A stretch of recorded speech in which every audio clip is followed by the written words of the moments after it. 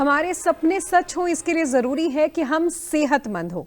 आपको सेहतमंद करने की एक और कड़ी के साथ आज के हम इस कार्यक्रम में आपको जोड़ रहे हैं। नमस्कार, मैं निधि हूँ आपके साथ और आज के इस हेल्थ शो में हम बात करेंगे सेहत की एक बहुत ज़रूरी कड़ी, यानी कि हमारे हार्ट से जो जुड़ी हुई है। आज हम बात करेंगे हार्ट फेलियर को लेकर कि किस तरीके से हम अपने हार्ट की सेहत का ख्याल रख सकते हैं। और आज की इस बातों में हमारे सपनों को पूरा करते हुए हमें एक अच्छी सेहत का आशीर्वाद देते हुए हमारे साथ जुड़े हैं professor doctor Yashpal Sharma ji, PGI MER से हमारे साथ HOD हैं, कार्डियोलॉजी डिपार्टमेंट के और कार्डियोलॉजिस्ट हैं। नमस्कार सर, आज के कार्यक्रम में आपका स्वागत है। डॉक्टर, जब भी आप हमारे साथ एक हेल्थ शो का हिस्सा बनते हैं तो ऐसा लगता है कि वो पूरी कॉन्वर्सेशन में हम बहुत कुछ सीख कर जा रहे हैं। और आज हम फिर से एक कड़ी हार्ट हेल्थ की बात कर रहे हैं, लेकिन जैसे मैंने शुरुआत की कॉन्वर्सेशन में ही रखा कि हार्ट फेलियर, तो इसका नाम सुनते ही थोड़ा सा डर सा भी लगता है। और आजकल इसको जुड़ी हुई जो घटनाएं हैं वो बहुत ज़्यादा बढ़ गई हैं, इसीलिए हमने ये टॉपिक आज के कार्यक्रम में चुना। तो हार्ट फेलियर क्या है? बेसिकली हार्ट फेलियर एक बड़ा कम्प्लेक्स सिंड्रोम है जो कि कई कारणों से होता है। इसमें जो हार्ट है वो एक पंप नहीं कर सकता सारी बॉडी को ऑक्सीजन और न्यूट्रिएंट्स देने में जी। क्योंकि इसमें कुछ स्ट्रक्चरल और अपनी कुछ चेंजेस आ जाती हैं जो कि स्ट्रक्चर में हो सकती हैं, जाके इनके अपने कंटेंट्स में हो सकती हैं, ब्लड के कंटेंट्स में। हाँ जी।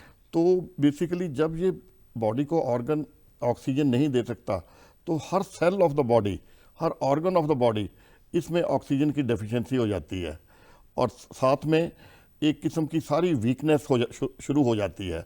तो हार्ट जब भी काम करता तो एक रिजर्व पे लग जाता है। इसके अंदर जब वो इसके प्रेशर बढ़ जाते हैं, अंदर के प्रेशर बढ़ जाते हैं जो कि एंड डायस्टोलिक प्रेशर जिसको हम बोलते हैं, तो इसको अपना पंप करने के लिए बहुत फोर्स लगानी पड़ती है। कुछ तो ये फोर्स लगा के कोशिश करता है, तो लेटर ऑन जब वो फोर्स इतनी हो जाती है तो ये फिर अब टोटली फेल हो जाता है, जिसको कि हम LV डिसफंक्शन बोल देते हैं कि हार्ट का फंक्शन अब कम होना शुरू हो गया। पहले तो ये इसकी मसल थिक होती हैं, ये कोशिश पूरी करता है, टैकीकार्डिया होता है, ब्लड प्रेशर बढ़ता है, फिर धीरे धीरे ये सारी चीज़ें एक किस्म की फेलियर में चला जाता है। और ये फेलियर में बहुत ही जो सभी को पता होना चाहिए कि ऐसा तो नहीं जब सांस चढ़ना लगे, जब वीकनेस शुरू हो रही है कि हार्ट फेलियर का कारण तो नहीं है, तो अदरवाइज ये मिस हो जाए तो एक बड़ी कैटास्ट्रॉफिक सडन कार्डियक डेथ हो सकती है। जैसे आपने थोड़ा सा आगाह भी किया है और कंडीशन भी बताई है जिसको हम हार्ट फेलियर कहते हैं, तो डॉक्टर अगर हमें गैस करना है, क्योंकि एक लेमैन के लिए, एक साधारण इंसान के लिए कैसे वो जज करेगा कि क्या क्या इसके लक्षण हैं कि हार्ट फेलियर की सिचुएशन में है? जैसा कि लक्षण, ये पहले ये लक्षण है कि जो चलने में जो कि नॉर्मल पहले चल रहा होता है उसको उतनी कैपेसिटी में चल नहीं सकता। जो कोई बंदा दौड़ता है तो उसको दौड़ने में लगता है कि मैं अब उतना नहीं दौड़ रहा। से कुछ घंटे पहले, कुछ दिन पहले ऐसा एहसास होना शुरू हो जाता है? डिपेंड्स करता है कि ये क्रॉनिक है या कोई एक्यूट है।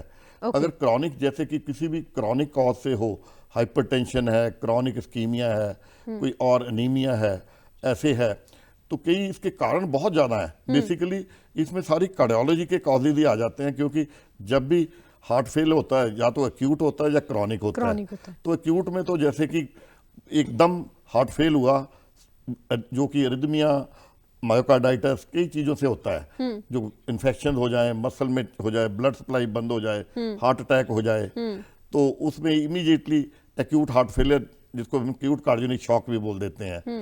या क्रॉनिक है तो इसमें कोई भी, जैसे कोई डिजीज है, क्रॉनिक डिजीजेस, कोई डायबिटीज है, हाइपरटेंशन है, रीनल फेलियर और कोई कोमॉर्बिड डिजीजेज हैं, वो धीरे धीरे हार्ट पे लोड डाल रही हैं, तो वो क्रॉनिक हार्ट फेलियर कर देती हैं।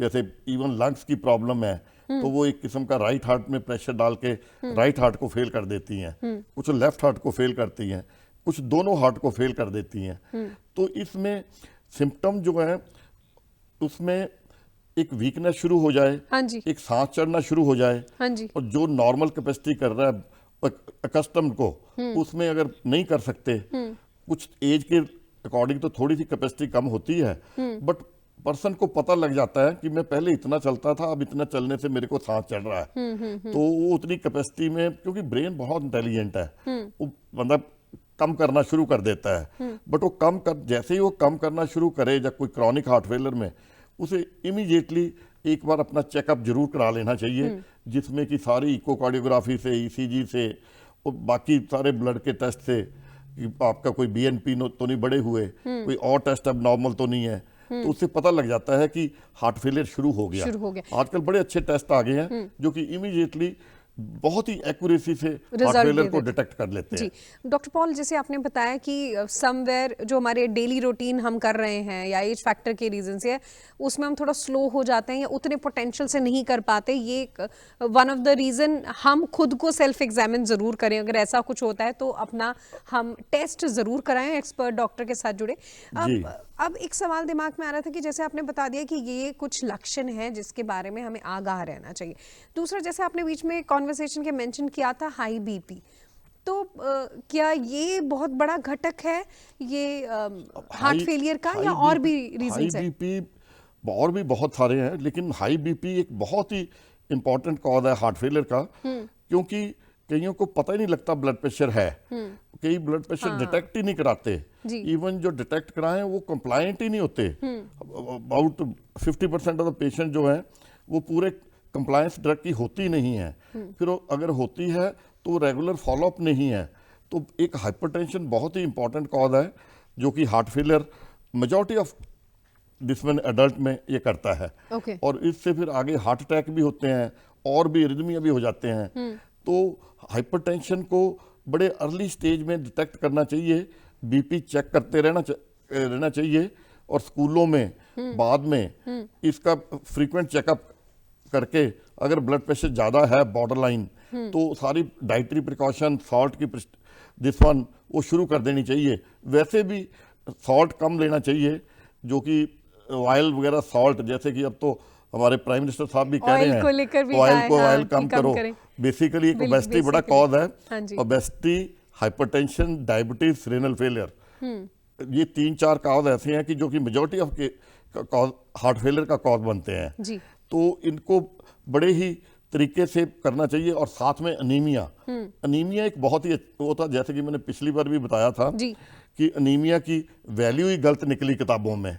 अगर किताबों में जैसे कि 14 से 17 और 15 से 17 और 14 से 16 जो कि मेल फीमेल में होना चाहिए, और बच्चों में तो और ज़्यादा, तो बच्चों में तो 16, 17, 18 होना चाहिए। तो वो एक हो गया था कि ये I don't know how it happened, it should be investigated I think, कि जब एवरेज होता है, हमने तो इसको पेटेंट ही डाल दिया था। हमने भी यही सारी चीजें ही पढ़ के ही बड़े जब मैंने 2005-6 में इसको बोलना शुरू किया, बड़े इसमें ऑब्स्ट्रक्शंस आई, सारे लगे करने। बट अभी एक हार्ट फेलियर का मेन कॉज जो डेवलपिंग कंट्री में अनीमिया है, और वो बच्चों से लेके इवन हमारे एथलीट्स, सोल्जर्स, ये सब अनीमिक होने के कारण कैपेसिटी कम हो जाती है। तो IQ, intelligence, everything depends on haemoglobin. तो जैसे कि हार्ट को भी ब्लड सप्लाई चाहिए, अगर हीमोग्लोबिन कम है, हार्ट को पंप करना ज्यादा पड़ रहा है, उसको ऑक्सीजन कम मिल रही है। और जो कार्डिक मायोसाइट्स होते हैं, इनमें माइटोकॉन्ड्रिया होता है, माइटोकॉन्ड्रिया उनका पावर हाउस होता है, हर सेल का होता है। तो जैसे ही आयरन डेफिशिएंट होती है तो इन पे जो रिसेप्टर्स होते हैं, ट्रांसफरिन रिसेप्टर, वो डिसफंक्शनल हो जाते हैं, और माइटोकॉन्ड्रिया काम करना कम कर देता है। जिस तरीके से सर आप एक्सप्लेन कर रहे हैं, तो खुद हमें लगता है कि हार्ट का मेन फंक्शन तो ब्लड पंप करके हमारी बॉडी के हर अंग तक पहुंचाना है, ब्लड भी अच्छा होना चाहिए, पानी नहीं होना चाहिए, पानी चलता रहे। जी बिल्कुल। और जैसे आपने बताया कि एनीमिया का कैसे उसके साथ रिलेशन है, और जितने अच्छे डीपली बताया, आई थिंक अगर कोई बच्चा भी ये प्रोग्राम हमारा देखेगा तो उसके लिए भी समवेयर स्टडीज में भी उसको एक बहुत बड़ी हेल्प करेगा। डॉक्टर, जैसे हमने सिम्टम्स पे बात की, आपने हाई बीपी और उसके साथ एनीमिया को बहुत बड़ा घटक माना, तो आप क्या कहना चाहते हैं कि स्पेशली जो हमारा लाइफस्टाइल है, जैसे आपने बोला कि खून होना चाहिए, अगर पानी होगा तो भी हम इसका मेरे को बहुत था कि सारे अपने सभी की, इवन हमारे नेशन में और ग्लोब में सारे में, कि एक न्यूट्रिशन में आयरन प्लस हीमोग्लोबिन बहुत नॉर्मल होना चाहिए। जब मैंने इसको 2000 से रादर 1998-99 से मैंने पिकअप कर लिया था। धीरे धीरे पहले ओरल से, फिर सारे मैंने जब वैल्व ठीक होते देखे, फिर हार्ट फंक्शन इंप्रूव करते देखे, फिर मैंने डिस्कशन में एग्जामिनर गया कई जगह, अच्छा, तब वहाँ एग्जाम में मैंने पूछे सारे डीएम फाइनल एग्जाम में ऑल ओवर इंडिया, तो वहाँ पे मैंने बताया बड़े, मतलब कि used to be very interesting. Patent डालने के बाद इनफैक्ट मैंने एक अपने 2016 में डायरेक्टर इंटरव्यू में मैं ये स्पेशल बोला सेक्रेटरी साहब प्लस बाकी को कि this should go by our PM office, कि ये सारे इंडिया में जो प्रोटीन और आयरन का ये वहां से जाए और एक लगे सारे इंडिया में, तो इससे कितनी बीमारियां कम होगी, कितना पैसा, trillion of dollar will be saved. मैंने तो सारे, नॉट ओनली हमारा हार्ट सेव होगा बल्कि और भी जो प्रॉब्लम्स हैं वो नहीं निकलेंगे, इनडायरेक्टली कितना मनी सेव होगा। एक तो हेल्थ अच्छी होगी, प्रोडक्शन अच्छी होगी, वर्क कैपेसिटी अच्छी होगी, बीमारियां कम हो जाएंगी, जो अननेसेसरी कई ट्रांसप्लांट हो जाते हैं, वेल्व रिप्लेस हो जाते हैं, जी। उनको अगर सारा कम करें तो कितनी हमारी कंट्री की इकोनॉमी चेंज, बल्कि उसको अगर कैलकुलेट सारे इकोनॉमिस्ट से, इवन नोबल लॉरेट से, सभी से जिन्होंने नोबल लॉरेट मिला इकोनॉमी में, उनसे करवाएं कि कितना फायदा होगा। आई थिंक वो कर नहीं सकेंगे, it will be many many trillion. In fact आज के इस कार्यक्रम से ये बहुत सारी चीज़ें हम घर घर तक पहुंचाना चाहते हैं। चाहे एक अच्छे लाइफस्टाइल की बात है तो स्पेशली डॉक्टर पॉल ने इंक्लूड किया है कि आयरन है, प्रोटीन है, स्पेशली हम वेट चेक करके रखें अपना, और एनीमिया से बचने के लिए ज़रूरी है कि हम अपने सेहत का ख्याल रखें, अपने अच्छे इंटेक के साथ जुड़े। तो हम बहुत सी बीमारियों से आज ना सिर्फ हम हार्ट फेलियर की बात करें बल्कि उससे जुड़े बहुत सारे घटकों पे भी बात कर रहे हैं कि इन सब के साथ एक अच्छी सेहत के साथ हम जुड़ सकते हैं। डॉक्टर, आपने ना बीच में 1999 का जिक्र किया तो मुझे 2007 की बात याद आ गई कि आपने इनफैक्ट हमारे साथ ही जुड़कर एक बहुत इंपॉर्टेंट बात कही थी, जो नेचर के साथ, एनवायरनमेंट के साथ, ग्रीनरी के साथ, और तब तो एयर क्वालिटी इंडेक्स की हम शायद इतनी बात नहीं किया करते थे जितनी कि आज करते हैं। सो ये ग्रीनरी कितना बड़ा फैक्टर है हमारी हार्ट की हेल्थ के लिए? ये एक बहुत ही बड़ा इंपॉर्टेंट कॉज है। जैसे कि पोल्यूशन पहले सोचते थे शायद लंग को ही करता है, पोल्यूशन से लंग की प्रॉब्लम होती है। तो मैंने एक चेस्ट के प्रोफेसर से आ रहे थे ओपीडी से, उनको मैंने कहा कि ये पोल्यूशन से हार्ट अटैक होते हैं। तो उस वक्त एकदम उन्होंने कहा कि अच्छा, तो पोल्यूशन एक बहुत ही इंपॉर्टेंट कॉज है।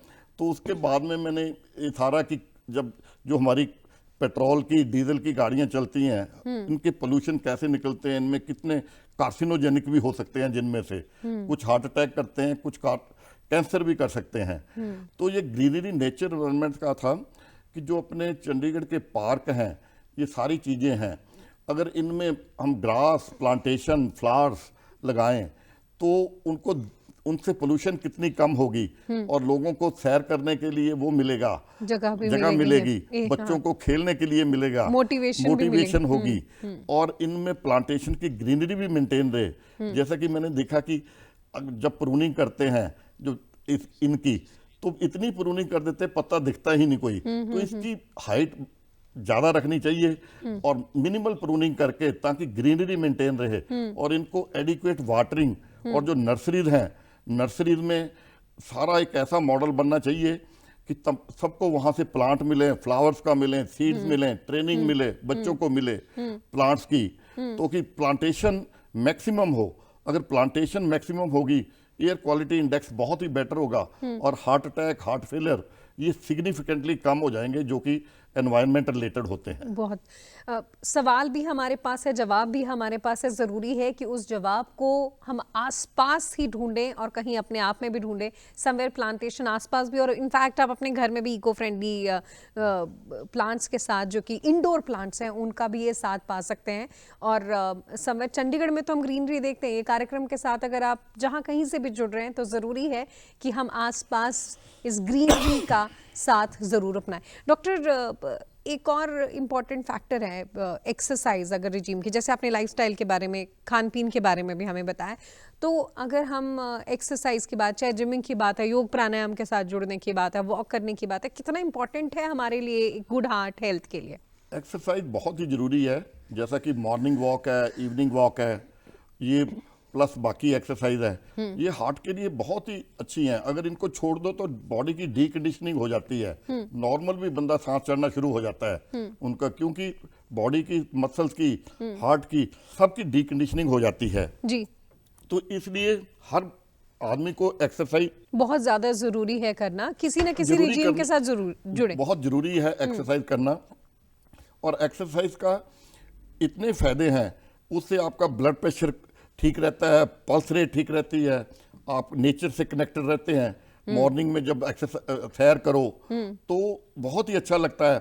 और बच्चों में जैसा कि जिम भी ठीक है, जिम, बट लेकिन ओपन में जो सैर है वो उसके बराबर कोई नहीं है। एक जैसा कि अपना वेट मेंटेन करो, वेट में कुछ जैसे कि एचबी को तो कम कर दिया था, इसे वेट को भी आई थिंक जो 60 बोलते हैं तो 60 वेट नहीं है, वो बीएमआई को आजकल क्वेश्चन हो गया। अच्छा। कि बीएमआई कितनी होनी चाहिए, हाँ बिकॉज जी। मैंने देखा कुछ जर्मन और बाकी लोगों के वहां की उनकी फिजिक देखी, बॉडी मास इंडेक्स बॉडी है। में हमारे क्या है, हमारे में लगता है कि वेट को बहुत ही कम करके और न्यूट्रिशन को कम करके हाइट भी बंदों की कम रह गई और सेंट्रल सी बेस्टी हो गई। उनकी जो मसल मास है वो सार्कोपिनिया हो गया, जो अपने चेस्ट के मसल्स हैं दूसरे हैं, अपना वाइटल कैपेसिटी लंग्स की है वो कम हो गई। अच्छा। तो ये जो वेट है ये भी रीडिफाइन होगा बेसिकली। अगर वो देखो कि कुछ वेट का ये भी है कि जैसे 85 75 टू 85 अमेरिकन, जर्मन्स, इधर बाकी रेसेस की, तो इतना वेट है और उनकी हाइट भी ज्यादा है। तो यहाँ पे वो 60 कर दिया, हाइट का लिखा ही नहीं। तो अब आया कि आपका जो वेट है वो हाइट के अकॉर्डिंगली भी होना जी, चाहिए और मसल मास भी ठीक होने चाहिए। आपका फैट नहीं होना चाहिए और बोन्स ऑस्टियोपोरोटिक नहीं होनी चाहिए। अदरवाइज मैंने देखा कि कुछ ओवर एक्सरसाइज करके, बहुत ज्यादा करके, जिसमें कि आजकल जो सडन ट्रैक पे भी प्रॉब्लम्स आ रही हैं, जी जी। वो नॉर्मल, अगर नॉर्मल भी हैं, उनके कुछ डिफेक्ट है माइनर सा, तो वो एक किस्म का कुछ भी हो सकता है, वो लेटर ऑन बड़ा बन के आ सकता है और on the track sudden event हो सकता हाँ, है। जैसे अभी आपने सडन की बात कही, तो बहुत सारे ऐसे हमने वीडियोस देखे हैं। एक तो अभी टाइम ही है रील्स का, वीडियोस का, तो बहुत सारे ऐसे वीडियोस हमने देखे हैं जिसमें कोई ना कोई फिजिकल एक्टिविटी, या डांस कर रहे हैं, जिम जा रहे हैं, या कोई परफॉर्मेंस दे रहे हैं, तो वहां पर भी बहुत से यंग उसमें हार्ट जैसा फेलियर कि डेथ्स उसमें हुई हैं। एक तो ओवर एक्सरसाइज हो जाती है, ओके। बीच में डिहाइड्रेशन होती है। हाँ। जैसा कि कहते थे पोस्ट कोविड ये बड़ी हैं, हाँ जी, हाँ जी। पहले भी होंगी, हाँ। बट पोस्ट कोविड ये बड़ी हो भी सकती, दिखती भी है। जी। तो पोस्ट कोविड भी इसका इफेक्ट है, लेकिन हमें अपनी जो एक्टिविटी है उसमें कभी भी ओवर नहीं करना चाहिए। जब हम कार्डिक पेशेंट को बोलते हैं, अगर कार्डिक का कुछ भी हुआ है तो उसको हम 70-80% से ऊपर नहीं कहते। जहां पे भी आप थक रहे हैं उससे 70 to 80% आप एक्सरसाइज करो। ये नहीं कि आप इतना दौड़ो कि सांस चढ़े। आप मॉडरेट सी कार्डिक पेशेंट के लिए, जो दूसरे भी, जब तक वो अपने आप को डिक्लेयर ना करें कि उनके कुछ नहीं है, तब everybody should get his examine. और बाई चांस अनडिटेक्टेड वो इंसिपिएंट हार्ट फेलियर में है, ताकि रिजर्व बॉडी लगी हुई है, और अगर ओवर कर गया तो वो रिजर्व भी इवेंट खत्म हो है। सकती जी, है। जैसे आपने बोला कि जैसे हम भी पढ़ते हैं excess of everything is bad, तो अपने आप को इतना हम एक्स्ट्रा पुश ना करें, क्योंकि हमारी बॉडी एक सर्टेन लिमिट को ही समझती है, उसमें रेस्ट की भी जरूरत है। एंड जैसे सर आपने बीच में मेंशन किया कि डिहाइड्रेशन, तो पानी कितना बड़ा घटक है इसमें? पानी का बड़ा इंपॉर्टेंट ये है, अगर पानी कम पियो तब भी आपकी बॉडी डिहाइड्रेशन से थ्रोम्बोटिक स्टेज में चली जाती है, हार्ट अटैक्स हो सकते हैं, क्लॉट बन सकते हैं। Okay. स्पेशली जैसे कि समर होती है, इतनी समर में हाँ अगर जी। कोई पानी ना मिले तो वो हाइपरकोगुलेबल स्टेट से भी कार्डिक डेथ होती हैं। Extremes of weather both ways, बहुत ठंड भी और बहुत गर्मी भी, तो गर्मियों में आपने अपनी बॉडी को हाइड्रेट करते रहना है, उसमें डिहाइड्रेशन कभी नहीं होनी। अगर आप नॉर्मल हैं तो नॉर्मल पानी पियो, अगर कार्डिक है तब भी आपने पानी पीना है, आप डिहाइड्रेशन मत होने दो। पता लग जाता है, पर कुछ हम जब हार्ट फेलियर के पेशेंट हैं उनको डायूरेटिक देते हैं ताकि उनकी यूरिन अब ज़्यादा आए, तो उनको हम इनटेक आउटपुट बराबर सी रखते हैं, और साथ में जो स्किन से लॉस होती है उसको ऐड कर देते हैं। तो एक बड़ा ये बैलेंस होता है कि कार्डिक हार्ट फेलियर वाले ब्लड प्रेशर वाले, हार्ट वाले पेशेंटों को जब भी वेदर चेंज होता है उससे पहले अपना एग्जामिन करवा लेना चाहिए, और during that time in between also एक चेकअप कराते रहना चाहिए, ताकि उनकी डोज टाइट्रेट होती रहे according to their symptoms, blood test, diuretic की। और कभी भी जैसे कि कई बार देखा गया है कि एक डॉक्टर के पास होता है पेशेंट 10 साल से बढ़िया चल रहा है, वो दूसरे डॉक्टर के पास जाता है, वो उसकी दवाई बंद कर देता है। जब पेशेंट ही ऐसे लग पड़ता कि मेरी ये दवाइयाँ कुछ ज़्यादा हो गई, 5-6 गोलियाँ हो तो उसको ज़्यादा लगती हैं, वो बंद करवाता है, एक फिर दोबारा हार्ट फेलियर से हॉस्पिटल में एडमिट होता है। ऐसे हम बहुत से केस देखते हैं। तो अब ये फोकस्ड गाइडलाइन में रिसेंटली 2024 में आ गया कि even sometime doctor stop the medication and then the person goes into heart failure. Otherwise ऐसा कभी नहीं आया था गाइडलाइन में रिटर्न। तो जैसे आपने बताया कि अगर 10 साल से वो चीज चल रही है, सब नॉर्मल चल रही है, ठीक एक चल रही है, तो डॉक्टर वी के पास शुड सब कुछ चल रहा है, फॉलो हाँ, मतलब वही उसके regime साथ को फॉलो अप करते करके। कुछ दवाइयां ऐसी होती हैं जैसे आयरन है, हाँ। कोई गैस की है, अच्छी, वो अगर चल रही है तो उसका एचबी मेंटेन हो रहा है, डायूरेटिक है, ब्लड प्रेशर की दवाइयां हैं। अब किसी को 2-3 बीमारियां होती हैं, डायबिटीज भी है, हाइपरटेंशन भी है, हार्ट की भी है, अगर उसको 6-7 गोलियां ऐसे लगती हैं, पता नहीं ज्यादा है, जो कि बिल्कुल गलत है। हम उनको कई बार समझाते हैं कि भाई ऐसे है कि अगर ये खाओगे तो आप कंटिन्यूस, हमारे 25-30 साल के पेशेंट हार्ट फेलियर के हमने ना बड़े अच्छे रहे, बट वो जब भी कहीं दूसरी जगह गए, जब ऐसे किए दवाई बंद, फिर वैसे हो गए, उनमें कईयों की मोर्टेलिटी भी वही होगी। बात है, ट्रस्ट फैक्टर और जितने डेवलप होना चाहिए डॉक्टर और पेशेंट के बीच में, वो भी एक बात है। अच्छा सर, जैसे आपने वाटर इनटेक की बात की, तो समवेयर दिमाग में था कि हार्ट में वाटर क्लॉटिंग और शायद उसको स्टोरेज भी बोलते हैं, वो भी कारण बनता है एक हार्ट वाटर फेलियर का? स्टोरेज का भी एक है, जैसा कि थोड़ा सा वाटर अपनी बॉडी अपनी स्टोर भी रखती है, जब वो बिल्कुल ही खत्म हो जाता है तो फिर डिहाइड्रेशन हो जाती है। तो एक किस्म का जब भी प्यास लगे तो पानी पी लेना चाहिए। हार्ट वाले पेशेंट को पानी ओवर नहीं पीना चाहिए, स्लोली पियो, उतना पियो। जैसे तो हम लीटर बताते हैं, लीटर 1.25 लीटर जब डायूरेटिक देते हैं, बट अगर गर्मियां हैं तो थोड़ा सा एडिशनल भी अकॉर्डिंग टू कि कितने डायूरेटिक ले रहा है, कितना उसका हार्ट फेलियर है। बट डेफिनेटली पानी का बैलेंस बहुत ही हार्ट फेलियर वाले पेशेंट के लिए क्रिटिकल होता है। उसको अपने आप भी समझना चाहिए, डॉक्टर को भी ये बात बड़े ध्यान में रख के सारे डायूरेटिक टाइट्रेट करने चाहिए, और उन दिनों थोड़ा सा क्लोज फॉलो अप रखना चाहिए। जी डॉक्टर, जैसे आपने मेंशन किया कि कुछ पेशेंट ऐसे होते हैं लॉन्ग लिस्ट ऑफ मेडिसिन के साथ, उनको लगता है कि इसको कम कर दिया जाए और फिर modification can lead to heart failure. लेकिन कुछ लोग ऐसा भी करते हैं, मैं चाहती हूँ कि दूरदर्शन के माध्यम से आप उनको ये बात समझाएं भी, कहें भी, क्योंकि बीपी की मेडिसिन को लेकर अमूमन ये हो जाता है कि जब लग रहा है ठीक तो हम अपने डॉक्टर खुद बनकर उसको स्टॉप कर देते हैं। ये एक बहुत ही गलती है। वो सोचते हैं कि आजकल हमारा बीपी नॉर्मल चल रहा है तो हम बंद कर दें, ऐसा कभी नहीं करना चाहिए। और डोज भी अपनी मर्जी से कम कर देते हैं। अपनी मर्जी से कम नहीं करनी चाहिए, हमेशा डॉक्टर के पास जाके, अगर डॉक्टर उसकी कुछ 20% 25% कम करता है और फिर आगे बुलाता है, फिर आगे देखता है, फिर उसको हाफ करता है, वो क्लोज फॉलो अप में फिर उसकी मिनिमल डोज आ सकती है, बट उसको बंद नहीं करना चाहिए। और सेकेंडली अगर ऐसे बंद कर दो तो एकदम रिबाउंड हाइपरटेंशन होती है, जो कि बहुत खतरनाक, जिसमें हैमरेज अटैक्स बहुत ही ज़्यादा होते हैं, जिसको कि हम रिबाउंड हाइपरटेंशन बोलते हैं। और सेकेंडली एक ये जरूर है कि जैसे कि किसी का ब्लड प्रेशर कंट्रोल्ड है, ये मैंने बड़ा देखा कि उसका ब्लड प्रेशर बढ़ गया, तो जैसे ही वो बढ़ता है तो बेचारा उसको पता नहीं होता, इवन उस डॉक्टर के पास भी जाता है, तो वो डॉक्टर या दूसरे डॉक्टर के पास जाता है जी, तो वो डिफरेंस होता है। एक डॉक्टर उसकी सारी ट्रीटमेंट चेंज करके दूसरी डाल देता है या कुछ और कॉम्बिनेशन दे देता है। तो ऐसे में अब हमने बड़ा एक न्यू इनोवेशन देखी है कि ये मैं सब सारे रेजिडेंट्स को बताता हूँ कि एक आप बॉक्स स्टेटमेंट दे दो जो कि सेपरेट हो ट्रीटमेंट से, कि अगर आपका ब्लड प्रेशर 140/90 से ऊपर है तो ये आपने एडिशनल मेडिसिन ले लेनी, अदरवाइज उसको पता नहीं लगता। अब वो जाता है कि मैं चेंज कराऊं या वो करूं, पेशेंट को भी नहीं पता होता, इवन डॉक्टर्स भी सम टाइम ये सोचते हैं कि मैं ये गोली बंद करके दूसरी शुरू कर दूं। तो ऐसे में बॉडी के एक्सेप्टेंस लेवल नहीं होता, टाइम वो ब्लड के लेवल डिफरेंट हो जाते हैं।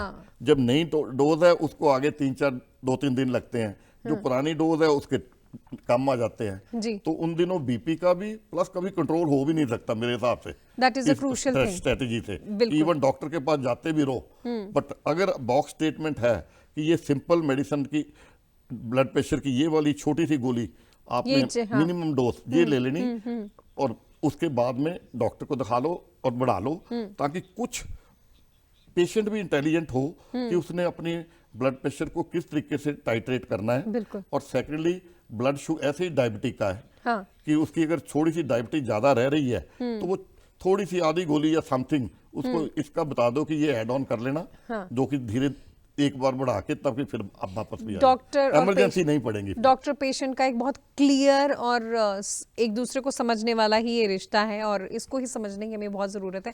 डॉक्टर पॉल, हम ना कार्यक्रम के आखिरी पड़ाव में है, तो मैं चाहती हूँ कि एक बार लाइफस्टाइल में डाइट कितना बड़ा रोल प्ले करती है उसके बारे में भी आप हमारे जो दर्शक हैं उनको जाते जाते क्या एडवाइस देना डाइट चाहेंगे? बहुत ही इंपॉर्टेंट है अपने कार्डिक में भी, इवन सब सारी डिजीजेज में, चाहे वो डायबिटीज़ है, चाहे वो हाइपरटेंशन है, चाहे वो हार्ट फेलियर है, चाहे वो ओवरवेट है। जो डाइट में हमारी में फ्रूट वेजिटेबल सैलड्स ये ज़्यादा होने चाहिए, और सेकेंडली जो सॉल्ट की और ऑयल की क्वांटिटी ये कम होनी चाहिए। हमें प्रोटीन्स लेने चाहिए, प्रोटीन जो कि बहुत ही नेचुरल प्रोटीन्स, जो जैसे कि दालें हैं, सोयाबीन है, अपने पनीर है, ऐसे मशरूम है, तो इनमें बहुत प्रोटीन होती है, तो ये प्रोटीन लेनी चाहिए। और इवन जो लस्सी होती है हाँ जी। गांव में, इसमें बड़ी प्रोटीन होती है, तो किसी को नहीं पता। जो बटर निकल जाता है और जो कि ऑयल का पार्ट है घी का, और सेकेंडली जो लस्सी में सिर्फ पनीर ही होता है, तो अगर लस्सी से ही पनीर बनता है हाँ। तो हम बड़ा ये लस्सी खा के कई बोलते हैं कि भाई शरीर फूल गया, फूलता नहीं है, ये मसल्स बनते हैं प्रोटीन से।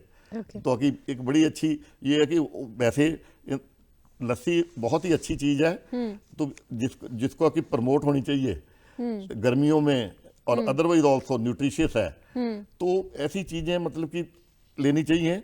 और सेकेंडली जो अपना फूड है वो अर्ली डिनर करना चाहिए, और लाइट फूड, जैसे कि मैंने पहले भी बताया था कि अगर आप एक या आधी चपाती को टाइम लगा के खाए, दूसरा खा ही नहीं सकता, तो उससे ये एक तो अपने रिस्क फैक्टर कम होते हैं, चाहे वो डायबिटीज है, चाहे वो हाइपरटेंशन है, चाहे वो ओवरवेट है, चाहे वो बाकी गट रिलेटेड प्रॉब्लम है।